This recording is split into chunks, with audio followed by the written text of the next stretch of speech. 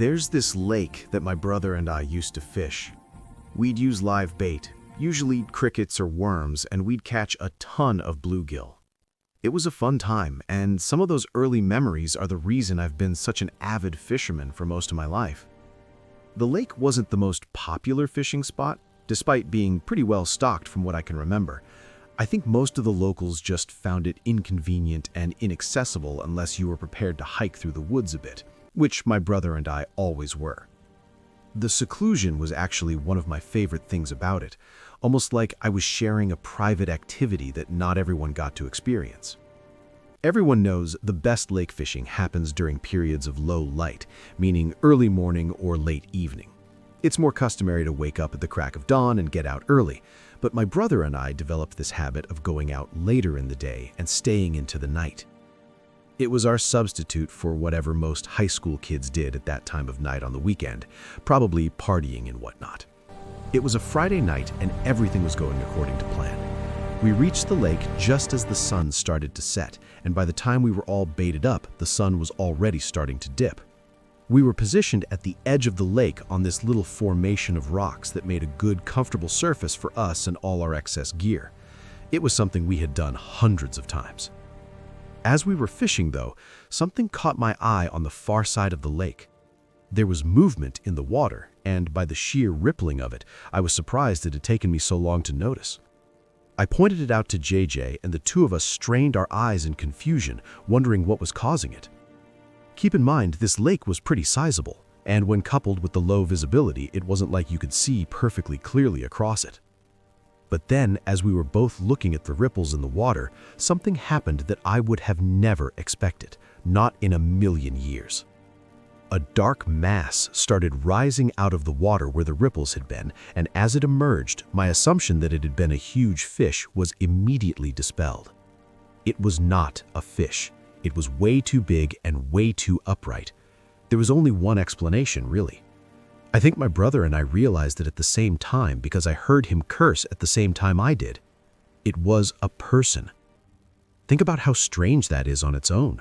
Not only was there a literal person in a somewhat private lake after sunset, but they had just been submerged below the surface. And not just that, they must have been down there for quite some time too, otherwise we would have noticed them earlier. It was freaky enough to quicken my heartbeat a little, and I got this compelling urge to leave. My brother didn't want to, though, saying that we had just gotten out there and that person in the lake was too far away to have any kind of effect on us. I figured he wasn't wrong, so the two of us spent the next few minutes watching the person in the lake, trying to rationalize the sight. They were swaying back and forth rhythmically, almost hypnotically. Their movements weren't jerky or choppy, but perfectly fluid, like they were commanding the water around them as opposed to merely cutting through it. Our fishing poles were all but neglected at that point, lying there untouched while the two of us kept our attention fixated on the strange sight across the lake. Was it possible they were fishing? No, that seemed ridiculous. Fishing underwater? Unheard of. JJ suggested that maybe they were enjoying a night swim, which was plausible until I grazed the surface of the lake with my hand and instantly recoiled at how cold it was. You'd have to be a psycho to enjoy swimming in temperatures that low. Without much else to do besides ignore them and keep fishing, I snapped out of my trance and encouraged my brother to do the same. But when I looked over at him, I realized that he was either much more invested or much more scared than I was, maybe both. Instead of heeding my advice, he sat there motionlessly with his lips slightly parted and his eyes glued to the lake. He wasn't even holding his fishing pole anymore. I said his name a few times in frustration before he finally averted his gaze, instinctively picking his fishing pole back up. With a little shake of his hand, he said sorry, and the two of us tried to resume fishing, although it was pretty clear that our attention was elsewhere. I'm not really sure what I expected to happen. I guess I figured that person would eventually get out of the lake or notice us, or do something other than just stand there. After a few minutes of mindlessly casting and reeling, JJ tapped my shoulder and said, "Look!" I looked back across the lake just in time to see that person submerge again, disappearing below the surface. I found myself staring at the spot they had just been, expecting them to reappear any second, but they didn't. A minute passed, and then another. It dawned on me that JJ had his phone out with a stopwatch running. As it ticked up past 2 minutes, I grew increasingly astonished at how long they were holding their breath. JJ theorized that maybe it was someone training, and I almost laughed at the thought of an Olympic diver testing their lung capacity out there in a freezing cold lake in the middle of nowhere after the sun had set. Suddenly the thought wasn't so funny anymore, and I started packing up, telling JJ we were leaving. But he held me back, saying he wanted to wait and see how long they could hold their breath for. I told him fine, but gathered up our stuff anyway, feeling that urge to leave start creeping back in. Just before the 3-minute mark, I noticed ripples in the water again, only this time they were much, much closer, a fifth of the way out instead of all the way on the other side. The realization that this person had not only held their breath for nearly 3 minutes, but had done so while swimming was enough for me to raise my voice at JJ. This time he didn't argue, and the two of us stood up, preparing to leave. But we couldn't go just yet. The curiosity was far too strong. JJ and I watched as the person started emerging again, and this time we could see them clear as day. To my utter surprise, it was actually a woman, not a man like I had anticipated.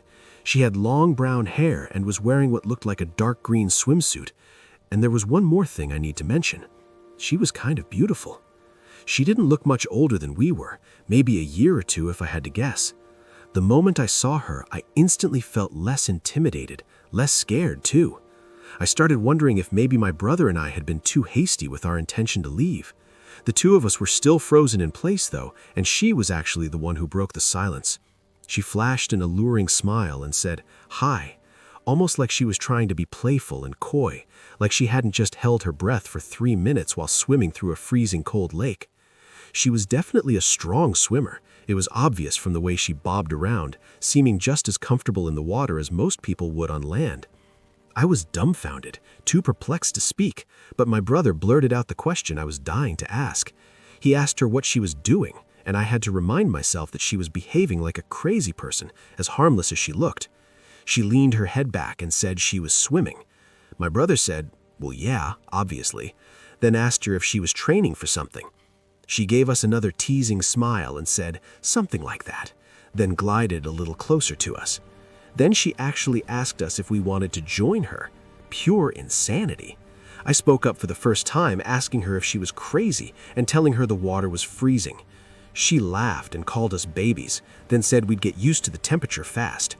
JJ said no, and she started glaring at us with a finger on her lip like she was thinking. I don't know if it was her cavalier attitude or the icy look in her eye, but the alarm bells started ringing and I was terrified all over again. There were so many things I wanted to ask her. Who was she? Was she alone? How long had she been out there? Did she live nearby? But I didn't. Instead, I just grabbed JJ's shoulder and told the pretty late girl we were leaving. I'm not sure what I was expecting her to do, but I definitely wasn't expecting her to start screaming. She screamed no at the top of her lungs, and I stumbled backwards out of pure shock. My brother and I made sure we weren't leaving any of our stuff behind and then started running away from the lake. She kept screaming after us, though. She was yelling for us to come back and get in the water. As if that wasn't horrifying enough, she just started shrieking at one point. Not words, just shrieking. It sounded like someone being stabbed. I could still hear her behind us by the time we were halfway back to the car. Part of me was expecting her to get out of the water and start chasing us, but I don't know if she ever did. By the time we made it back to the car, JJ already had the police on the line.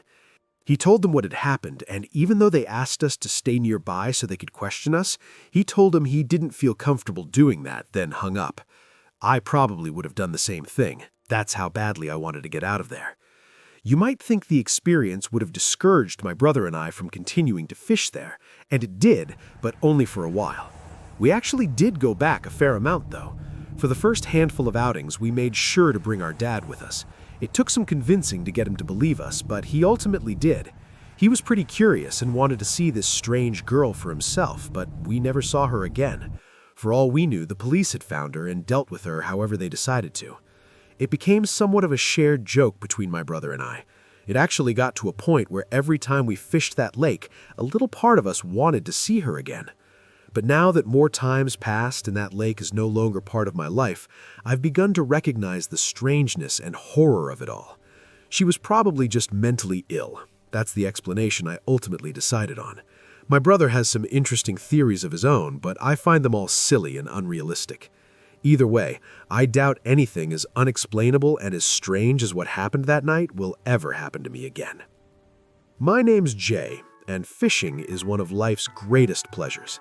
I take every opportunity I can to get out on the water, whether it's a lake, river, or the marshes down here in Louisiana. This happened about 2 months ago when I was out with my friend Angel, who's just as obsessed with fishing as I am. We decided to go marsh fishing for speckled trout, something we'd done plenty of times before. The marshes around here are pretty shallow, so we took out my 2-person kayak like we always do. It was early spring, so it was still pretty cold outside, and the water was even colder, but we didn't care. We'd been paddling for about 30 minutes when we found a good spot that looked promising. The marsh seemed completely empty that day, no other fishermen around, which was exactly how we liked it. We cracked open a couple of beers and got right to the fishing, just enjoying the peace and quiet. We'd been fishing for maybe an hour when Angel hooked something decent, at least from the looks of it. As he was reeling it in, he got a little too excited and leaned over the side of the kayak to get a better angle. I knew what was about to happen the second before it did, but I couldn't speak up in time. As he was leaning over, I watched helplessly as his phone slid out of his jacket pocket and plunged into the muddy water. Safe to say, Angel was frustrated as hell. He said he had insurance that would cover damage to his phone, but not if it was completely lost. He said the replacement would cost several hundred that he didn't have, and I didn't fault him for it one bit. I'm not exactly drowning in cash myself. I told him we'd try to find it, even though the water was so murky you couldn't see more than a few inches down. We spent the next 20 minutes in that same area using our paddles to try and feel something hard on the bottom, but it was hopeless. The marsh bottom was all mud and vegetation, and even though both of us had seen the phone fall into the water, we started second-guessing where we should even be looking. Finally, I told Angel we weren't gonna find it, and we might as well try to salvage some enjoyment from the day, but he shook his head and said he wasn't leaving without that phone. Before I could stop him, Angel started taking off his shoes and pants. He said he was going to wade into the marsh and try to feel around for the phone with his feet. I thought it wasn't a half-bad idea, actually. At least it was better than poking around with paddles. The moment Angel stepped into the water, he let out a string of curses about how cold it was. That spot of the marsh was actually deeper than I'd expected, about 4.5 feet, judging by where the water came up on Angel's body, but he was determined. So he started feeling around with his feet in the area where he thought his phone had dropped. I watched from the kayak, getting more impatient by the minute. The water was so cold that I knew Angel couldn't stay in there for much longer, and I was hoping he'd either find the phone quickly or give up and get back on the kayak. But then, out of nowhere, Angel yelled out, and his whole body flipped forward. 1 second, he was standing upright in the water, and the next second, he was completely submerged. At first, I thought maybe he'd slipped on the muddy bottom, or maybe he'd actually found his phone and dove down to grab it. But after a few seconds passed without Angel resurfacing, I realized something was seriously wrong. I didn't even think. I just started yanking off my shoes and jacket, preparing to jump in after him. Before I could get in the water, though, Angel burst up from the marsh, covered head to toe in filthy muck and mud, and he was screaming at me to get out of there as fast as possible. I helped pull him back into the kayak, and we started paddling away from that spot as quickly as we could. Angel was shaking, and not just from the cold water by the looks of it. He kept looking back over his shoulder at the water, like he expected something to follow us. Once we were a decent distance away, I asked him what had happened down there. Angel said that while he was feeling around for the phone with his feet, something had grabbed his ankle and yanked him under. He had a hard time describing what it felt like. He said it wasn't exactly a hand, but it wasn't a tentacle or a set of teeth either. Just something that wrapped around his ankle with incredible strength. According to Angel, after he went under, whatever had grabbed him tried to drag him away from where we had been fishing. He said he fought against it with everything he had, kicking and struggling, until he finally managed to break free from its grip. We called it a day and headed back to the boat launch, despite Angel not having found his phone. But that clearly wasn't what was on his mind. The whole ride back, he barely said a word. I kept trying to convince him that maybe it had been a big catfish or an alligator gar that had grabbed him. But at the end of the day, I hadn't been the one to feel it, so I couldn't exactly convince him of anything. Angel insisted that what grabbed him didn't feel like any fish or animal he'd ever encountered. He was so unsettled and manic that I honestly started to feel spooked myself. I mean, what could that thing have been? My mind started wandering and it didn't lead me anywhere good. I'd been fishing those marshes for years, and I've never experienced anything like what Angel described. Even after doing a bunch of research online, I was never able to find anything conclusive. Part of me wants to go back to that spot and see if we could figure out what's down there, but I'm not eager to do that anytime soon. I will say that every time I've been marsh fishing since then, I've felt this sense of unease that should never accompany something as enjoyable as fishing. This story happened about 2 months ago, and it's something I still think about from time to time. It was me, Kat, Nick, and Megan, the usual crew for weekend adventures. We'd been looking for something to do on a Saturday evening, and Nick brought up this reservoir near Megan's house that we'd been to several times before.